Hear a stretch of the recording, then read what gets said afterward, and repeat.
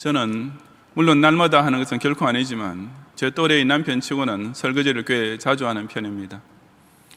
그 이유는 제가 좀 결벽증이 있는 까닭에 아내가 설거지해놓은 그릇에 기름때도 좀 남아있고 세제도 완전히 씻겨있지 않은 경우를 종종 발견하기 때문입니다.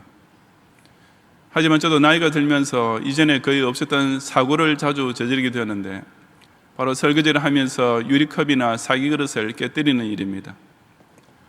잠시만 딴 생각을 하거나 한눈을 팔면 미끄러운 손으로 잡고 있던 그릇이 싱크대 안의 다른 식기 위에나 혹은 아예 부엌 바닥에 떨어지면서 와장창 깨져버리는 것입니다.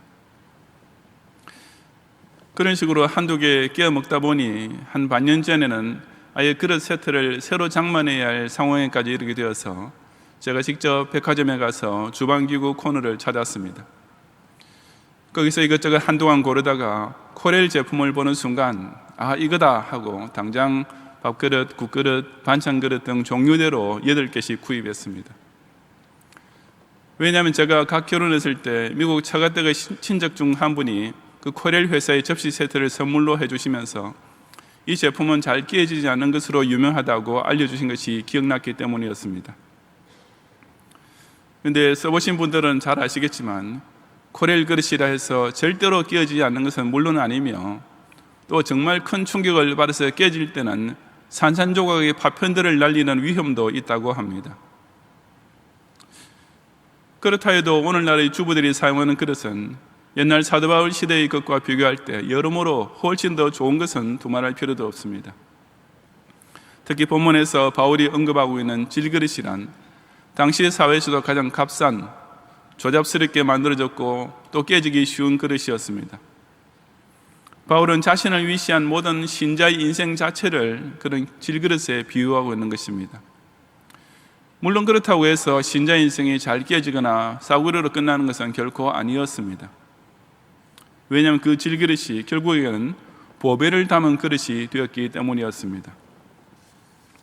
지난주 교회 소식을 통해 알려드렸듯이 지난달 우리 교회 당회에서는 장로, 장립십사, 권사 선출을 위한 공동의회를 모일 것을 결의했고 비상대책위원회에서는 구체적인 사항을 의논한 후에 오늘 공고해드린 대로 다음 주 오후에 시행하게 되었습니다. 하지만 교회의 중직자로 임직을 받든지 일반 성도든지 간에 일단 구원인이 된 모든 경영인은 또한 반드시 사명인으로 살아야 한다는 사실은 다들 잘 알고 계실 것입니다. 이 시간 저는 원래는 질그릇같이 약하고 무가치했던 인생이 과연 어떻게 튼튼하고 귀한 그릇 같은 사명인으로 쓰일 수 있는지를 함께 상고해 보고자 합니다. 첫째, 성도가 일사각오로 충성하면 약한 질그릇 같은 인생이 깨지지 않는 튼튼한 그릇 같은 사명인으로 변화됩니다. 7절부터 10절까지 함께 봉독하겠습니다. 우리가 이 보배를 질그릇에 가졌으니 이는 심히 큰 능력은 하나님께 있고 우리에게 있지 아니함을 알게 하려 함이라. 우리가 사방으로 우겨쌈을 당하여도 쌓이지 아니하며 답답한 일을 당하여도 낙심하지 아니하며 박해를 받아도 버림바 되지 아니하며 거꾸로 때림을 당하여도 망하지 아니하고 우리가 항상 예수의 죽음을 몸에 짊어지면 예수의 생명이 또한 우리 몸에 나타나게 하려 함이라. 아멘. 이 보배란 바로 앞에 6절에 나오는 예수 그리스도의 얼굴에 있는 하나님의 영광을 가리킵니다. 다시 말해서 예수 그리스도를 통해 하나님의 영광을 볼 수 있게 해주는 복음을 뜻하는데 물론 이것은 사람에게 주어진 최고의 보배입니다. 그런데 문제는 우리가 이 보배를 질그릇에 가졌다는 데 있습니다. 원래 보배는 튼튼한 용기에 보존합니다. 현금이나 금덩어리 깨나 가지고 있는 사람이라면 그것을 은행의 개인 금고 따위에다 안전하게 보관하기 마련인 것입니다. 그런데도 불구하고 예수 그리스도의 복음, 누구나 죄 용서받고 영생할 수 있는 이 보배 중의 보배가 질그릇에 담기게 되었다고 했습니다. 이 말씀은 그 귀중한 복음을 받고 간직하게 된 사람이라는 존재가 질그릇처럼 지극히 취약한 본성을 가지고 있다는 뜻입니다. 사실 예수님을 믿는 신자라도 그 본성은 여전히 죄인이라는 지극히 불안하고 깨지기 쉬운 존재입니다. 교회 다니는 사람이라 해서 세상 사람과 달리 특별히 편하게 잘나 보이는 것도 없고, 목사라 해도 강단에서 내려오면 보통 사람과 별다를 것 없어 보입니다. 다 여전히 못난 것, 약한 것 많은 인생일 수밖에 없기 때문입니다. 그런 교인, 그런 목사에게 예수 그리스도의 복음이 맡겨졌다는 것은 그야말로 질그릇에 담긴 보배처럼 너무나도 어울리지 않고 격에 맞지 않는 일로 보일 수밖에 없습니다. 그런데도 불구하고 그런 질그릇 같은 우리에게 어떻게 이 귀중하기 짝이 없는 복음의 보배가 저장될 수 있는 것이겠습니까? 그것은 곧 심히 큰 능력은 하나님께 있고 우리에게 있지 아니함을 깨닫게 될 때 가능하다고 했습니다. 복음의 능력은 결코 그 복음을 간직하고 있는 사람에게서 나오거나 그것을 전파하는 사람에게 달려있지 않습니다. 복음의 창시자는 오직 하나님이셨습니다. 마찬가지로 그 복음이 전파되고 효과를 발휘하게 되는 것 역시 오직 하나님의 능력으로 될 뿐입니다. 그리고 바로 이 사실을 깨닫고 그 하나님 능력에 의지할 줄 알게 되면 비록 질그릇 같은 우리라 할지라도 복음을 간직하고 전파하는 데 아주 잘 쓰이는 튼튼하고 좋은 그릇이 될 수 있습니다. 예수님을 믿는 신자 역시 연약한 죄인이며 약점투성이의 인생이면 변함없지만 이처럼 하나님의 능력을 입게 되면 세상 어디에 떨어져도 절대로 깨지지 않는 아주 내구성 좋은 그릇으로 사용될 수 있는 것입니다. 8절부터 10절에서 사도 바울이 간증하는 체험이 바로 그것인데, 여기서 그는 질그릇같이 취약한 기독신자들이 당하게 되는 위험을 여러 가지로 언급합니다. 그 그릇은 정말 온갖 방법으로 테스트를 받게 되는데, 우선 사방으로 우겨삼을 당하여도 쌓이지 아니하며 라고 했습니다. 사탄은 신자들을 완전 포위하고 도저히 빠져나갈 길 없는 사면초가 상태로 몰아붙이면서 일견 질그릇처럼만 보이는 그들을 시험해 옵니다. 그런데 놀랍게도 그 노력은 오히려 무용지물이 되고 맙니다. 꼼짝달싹도 못하고 그저 깨지고 말 지경처럼 보이는데도 마치 무슨 초능력이나 쓰는 것처럼 유유히 빠져나가는 것입니다. 왜냐하면 신자는 시험당할 때 반드시 피할 길을 주시는 하나님의 영적 초능력을 입고 있기 때문입니다. 또한 답답한 일을 당하여도 낙심하지 아니하며 라고 했습니다. 신자들도 세상에서 정말 난처한 일, 진퇴양난의 속수무책 상황을 가끔 맞이하게 됩니다. 하지만 그런 경우에도 끝까지 기독신자는 결코 실망하거나 포기하지 않습니다. 불신자라면 그저 다 포기하고 자살할 수밖에 없는 상황에 몰리더라도 참된 신자는 쌩쌩한 정신력을 유지하면서 버텨내는 것입니다. 그 정도가 아니라 이제는 박해를 받아도 버림받지 아니하며 라고 사도 바울은 점점 더 톤을 높이고 있습니다. 질그릇으로서는 당장 깨질 수밖에 없어 보이는 강력한 충격을 주는 핍박을 당해도 신기하게도 그것이 깨지지 않는 것은 하나님께서 그 질그릇을 결코 버려두지 않으시기 때문입니다. 아군의 전투기 조종사가 적지에서 격추되어 낙하산으로 탈출하면 절대로 그대로 버려두지 않습니다. 동료 전투기들이 그 조종사를 잡으려고 접근해오는 적군들에게 사격을 가하면서 엄호해 주는 동안 헬기와 특수구조대원들이 즉각 출동하여 그 조종사를 구출해냅니다. 왜냐하면 아군 중에서도 전투기 조종사는 특별히 귀중한 존재이기 때문입니다. 마찬가지로 신자가 불신 세상에 포위되어 박해받을 때 하나님께서는 당신의 그 소중한 군사를 절대로 버려두지 아니하시고 끝까지 엄호하시며 끝내 구출하고야 마시는 것입니다. 그러니 신자는 심지어 거꾸로뜨림을 당하여도 망하지 아니합니다. 불신자들이 보기에는 분명히 죽여서 땅바닥에 거꾸러지게 만들어 놓았는데도 신자들은 금세 툭툭 털고 제발로 또 일어납니다. 사도행전 14장 19절 이하에 보면 루스드라에서 사도 바울이 바로 그와 똑같은 체험을 했었습니다.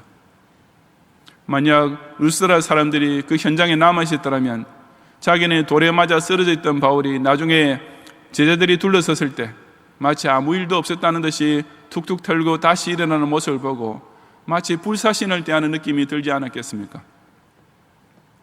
그것은 산산조각을 낸 질그릇 조각들이 저절로 다시 들어맞아 붙게 되는 실로 불가해한 기적처럼 보였을 것입니다. 이렇게 신자는 불신자들이 볼 때 오싹한 느낌이 들 정도로 놀라운 재활 의지와 재생 능력을 발휘할 수 있습니다. 왜냐하면 기독 신자는 아주 특별하게 강화, reinforce된 존재이기 때문입니다. 언뜻 보기에는 질그릇인데 이게 보통 질그릇이 아닙니다. 세상이 어떻게 넘어뜨리고 불신자가 어떻게 낙심시킬 수도 없는, 실로 도저히 건드릴 수 없는 untouchable한 질그릇이 됩니다. 오직 하나님의 능력으로 보강될 때, 하나님께서 결코 자기를 버리지 아니하심을 철저히 의지할 때, 원래는 그처럼 취약했던 우리가 이처럼 기가 막히게 강력한 질그릇으로 변화되는 것입니다. 질그릇이 깨질까 봐 걱정만 하면 정말 끝이 없습니다. 거기는 아무것도 담을 수 없고 그저 가만히 제자리에 놔두는 수밖에 없는 것입니다. 교인이라 하면서도 좀 열심히 교회 봉사하면 내 인생 재밌게 사는데 방해가 될까 봐, 좀 정성껏 헌금하면 내 재산 손해볼까 걱정만 하면서 아무것도 못하는, 그냥 선반 위에 고이 놓여있는 질그릇들이 교회 안에 참 많습니다. 질그릇에 무슨 장식용 가치가 있겠습니까? 선한 사업을 위해서 충성하며 섬기는 일에 자기 인생을 바치려 하지 않고 교회 안에서 그저 얌전히 앉아있기만 하는 교인은 하나님의 눈에 아무 매력 없는 존재가 될 수밖에 없습니다. 반면에 어차피 비싼 것도 아닌 질그릇이니까 깨질 때는 깨지더라도 일단 마음 놓고 쓰고 보자 라고 할 때는 오히려 그 효용성이 최고로 발휘됩니다. 10절에서 우리가 항상 예수의 죽음을 몸에 짊어지고 산다는 말이 바로 그 뜻입니다. 이 말은 예수님을 십자가에 못 박아 죽인 사람들의 죄를 나누어 짊어진다는 의미가 아니라 복음을 위해 충성함으로써 예수 그리스도의 죽으심에 동참한다는 뜻입니다. 사방으로 우겨쌈을 당하고 답답한 일과 박해와 거꾸러뜨림까지 당할 때마다 사도 바울은 자신이 곧 예수님께서 당하신 일을 똑같이 겪게 되는 것이라고 오히려 황공스러운 마음으로 받아들였습니다. 그래서 그는 고린도전서 15장 31절에서도 나는 날마다 죽노라고 했던 것입니다. 그리고 신자가 그렇게 죽기를 각오하고 충성하는 사명인으로 살면 하나님께서는 그 어떤 경우에도 절대로 그를 깨지도록 버려두지 않으십니다. 하나님께서 친히 요긴하게 쓰시는 그릇을 어떻게 실수로 당신의 손에서 놓쳐서 바닥에 떨어져 깨지게 하실 리가 있겠습니까? 기독 신자가 정말 죽도록 충성하겠다고 각오를 하고 그것을 따라 살기만 하면 하나님께서는 당신의 능력으로 철저히 강화해 주시며, 그렇게 된 질그릇은 아무리 불신자가 세상이 사탄이 건드리고 던지고 깨뜨리려 해도 끄떡하지 않는 아주 튼튼한 질그릇으로 쓰이게 되는 것을 깨닫고 자신의 온몸과 전생애를 하나님이 기뻐하시는 선한 사명을 위해 아예 완전히 바쳐 헌신하는 성도들이 되시기를 바랍니다. 둘째로, 성도가 부활 영생을 확신할 때 값싼 질그릇 인생이 보배를 담은 귀한 그릇 같은 사명인으로 격상됩니다. 11절 이하 15절까지 함께 봉독하겠습니다. 우리 살아있는 자가 항상 예수를 위하여 죽음에 넘겨짐은 예수의 생명이 또한 우리 죽을 육체에 나타나게 하려 함이라. 그런즉 사망은 우리 안에서 역사하고 생명은 너희 안에서 역사하느니라. 기록된 바 내가 믿었으므로 말하였다 한 것 같이 우리가 같은 믿음의 마음을 가졌으니 우리도 믿었으므로 또한 말하노라. 주 예수를 다시 살리신 이가 예수와 함께 우리도 다시 살리사 너희와 함께 그 앞에 서게 하실 줄을 아노라. 이 모든 것이 너희를 위함이니 많은 사람의 감사로 말미암아 은혜가 더하여 넘쳐서 하나님께 영광을 돌리게 하려 함이라. 아멘. 그처럼 죽음을 각오하고 쓰임받는 그릇 속에는 예수의 생명이 또한 우리 죽을 육체에 나타나게 되는 일이 벌어진다고 했습니다. 신자가 예수님을 제대로 따라가면 예수님께서 당하셨던 죽음의 십자가 고통을 같이 겪게 되는 것도 당연한 일이지만 그와 동시에 그 예수님 안에 있는 생명 또한 더욱 확실히 간직하게 된다는 말입니다. 그 문맥에서 볼 때 12절 말씀은 사도 바울이 고린도 교회 교인들에게 원망하는 투로 하는 말은 아닙니다.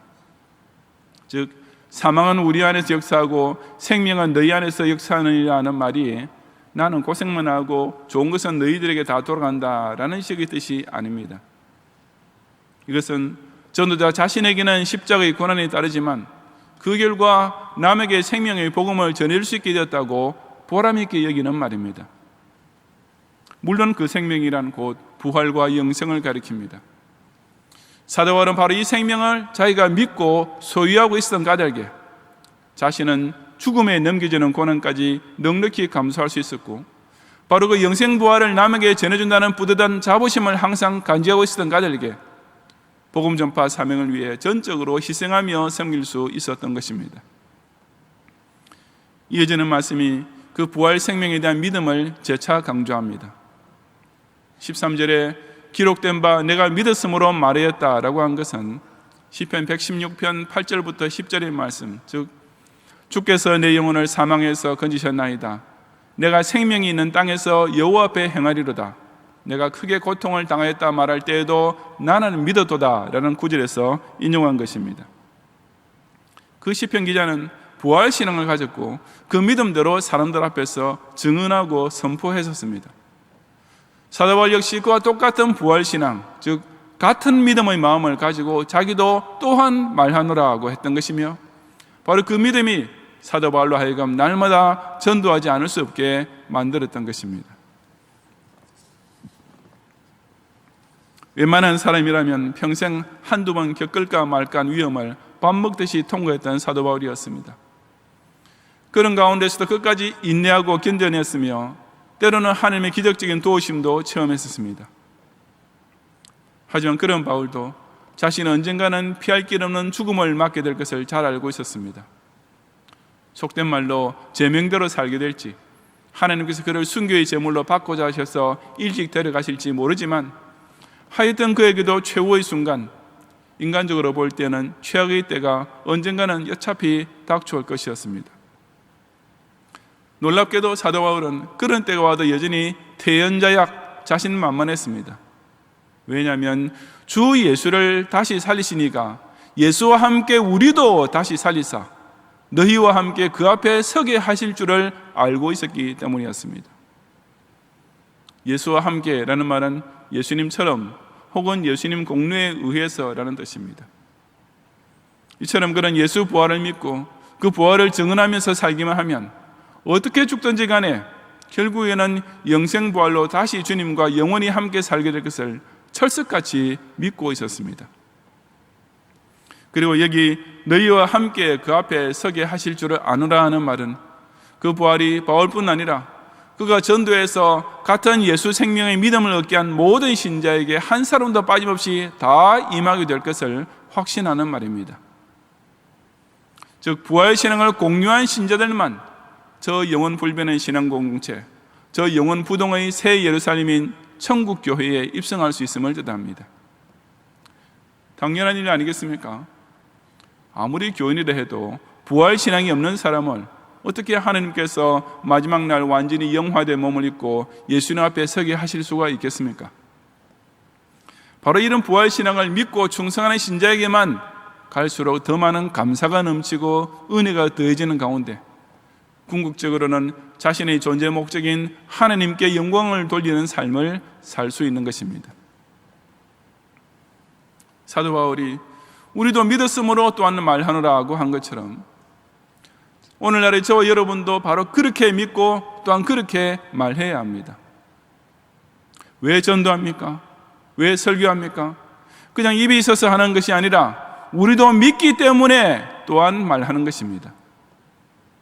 예수 그리스도의 십자가를 통한 구원을 믿기 때문에 전도합니다. 죽은 자의 부활이 너무나 확실하기 때문에 설교합니다. 천당 영생을 확신하기 때문에 우리는 만나는 사람마다 예수 믿고 천당 갑시다 라고 말할 수 있는 것이며, 그렇게 전도하지 않고는 입이 근질거려서 도저히 견딜 수 없는 정도가 되는 것입니다. 바로 이 믿음만 있으면 누구나 다 사명인이 될 수 있으며 또한 되어야 합니다. 꼭 목사나 신학자가 아니라 해도 이 같은 믿음만 자기 심령 속의 그릇에 담고 있는 신자라면 바로 그 같은 부활 신앙에 의하여 충동을 받고 가든지 보내든지 복음 사명을 위해 자기 생의 최고와 전부를 바치게 되어 있는 것입니다. 사람들은 노후 보장을 준비하며 인생을 살아갑니다.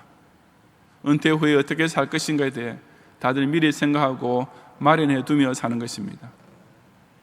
하지만 신자들은 이처럼 사회보장 제도에 의존하고 사는 사람이 아니라 영생의 보장을 받고 있는 자입니다. 세상 사람들은 양로원이나 실버타운 따위만 예약해 놓고 살지만 우리는 영생하는 천국 회원에 다 가입되어 있고 하나님 아버지 집에 제각기 자기 방이 벌써 지정되어 있으며 결국 거기서 다 같이 만나 영원히 살기를 소망이 보장되어 있는 자입니다. 바로 이 믿는 구석이 확실해야 합니다. 이 부활의 믿음이 꼭 있어야 우리는 정말 가치 있는 신자가 될 수 있습니다. 이 복음 신앙이라는 최고의 보배를 내 마음에 간직해야 우리는 질그릇이라 할지라도 보배 그릇 같은 사명인으로 살 수 있는 것입니다. 물은 사람의 생존에 가장 필수적인 것입니다. 하지만 그 물은 손바닥에 담아 보관할 수 없고 그것을 담는 그릇, 즉 어떤 용기가 있어야 합니다. 극단적인 예를 들자면 사막에서 물도 귀하지만 그 물을 잘 보존하는 가죽부대 역시 귀중합니다.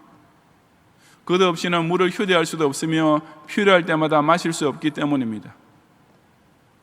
하나님께서는 저와 여러분의 양심을 바로 그런 소중한 용기로 사용하고 계십니다. 하나님께서는 세상의 박사나 대통령이나 재벌 같은 소위 빛과 번쩍하는 그릇들을 그런 용도로 사용하지 않으셨습니다. 이 많고 많은 사람 가운데서도 오직 참된 신자의 심령 속에만 이 귀중한 부활신앙, 전당 영생신앙을 담아 놓으셨습니다. 그래서 다른 사람에게도 나눠줄 수 있게, 다른 사람도 마실 수 있게 해주는 그릇처럼 사용하고 계시는 것입니다. 그렇다면 교인 중에서도 겉으로는 아무리 세련되어 보이고 잘 치장된 고급 그릇처럼 보인다 해도 그 신앙 양심에 이 영생부활이 없다면 그 역시 실은 여전히 아무 가치 없는 질그릇이 아니겠습니까? 우리는 모두 다 원래 이 세상 사회에서 그리 귀중한 그릇이라 할 만한 존재가 못 되었습니다. 정말 우리가 부르심을 받았을 때의 상태는 육체를 따라 지혜 있는 자가 많지 아니하며 능한 자가 많지 아니하며 문벌주화가 많지 아니한 고린도전서 1장 26절 말씀 그대로의 형편이 아니었습니까? 하지만 일단 우리가 부활신앙의 지혜를 담고 천당 영생의 능력을 있는 보배 그릇이 되면 오히려 세상의 지혜 있는 자들과 강한 자들을 부끄럽게 만드는 실로 귀중한 사명인으로 살 수 있음을 깨닫고 질그릇 같은 우리 죽을 육체에 나타나신 이 예수 그리스도의 생명을 잘 받아 귀히 간직함으로써 그 주님 손에 그야말로 최고급 그릇으로 쓰임받는 성도들이 꼭 되시기를 바랍니다. 성도 여러분, 그릇이 비어있을 때는 그릇을 만들 때 사용된 재료에 따라 그 이름이 불립니다.